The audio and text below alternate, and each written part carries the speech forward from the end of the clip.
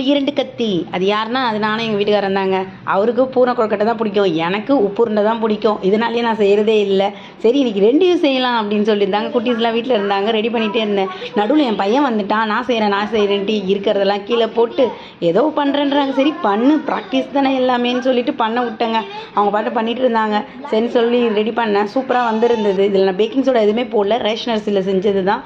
அதுக்கப்புறம் உப்பு உருண்டை செய்யலான்னு ரெடி பண்ணாங்க. அதில் எண்ணெய்லாம் போட்டு வெங்காயம் கிடையாது, தேங்காய், கடலைப்பருப்பு, உளுத்தம்பருப்பு, மிளகாய் எல்லாமே போடவே சூப்பராக இருந்தது. எனக்கு ரொம்ப பிடிக்கும்.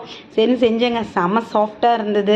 எங்கள் வீட்டில் பார்த்தீங்கன்னா டாம் அண்ட் செர்ரி தான் நாங்கள் 2 பேரும். அவருக்கு பிடிச்சது எனக்கு பிடிக்காது, எனக்கு பிடிச்சது அவருக்கு பிடிக்காது. 2 பேரையும் ஒன்றா கூட்டிகிட்டு போகிறது இந்த அன்பு மட்டும்தாங்க. நிறைய பேர் நம்ம செய்கிற விஷயத்த குறை சொல்லிக்கிட்டே இருப்பாங்க. குறை சொல்கிறவங்க எப்போவுமே குறை சொல்கிற இடத்துல தான் இருப்பாங்க. ஆனால் நம்ம எந்த இடத்துல நம்ம ப்ராக்டிஸ் பண்ணிகிட்டே போகிறோமோ அது நமக்கு சூப்பராக வருங்க அந்த ரிசல்ட்டு. என்னோடய வீடியோ பிடிச்சிருந்தா லைக் பண்ணுங்கள்.